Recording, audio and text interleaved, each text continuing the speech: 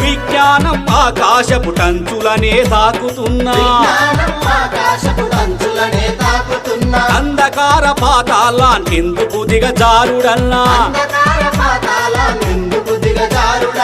ఆధునికత అంటే మూగ జీవుల బలి చేయడమా, ఆధునికత అంటే మూగ జీవుల బలి చేయడమా, ఆటవికపు అలవాట్లను కొనసాగిస్తుండడమా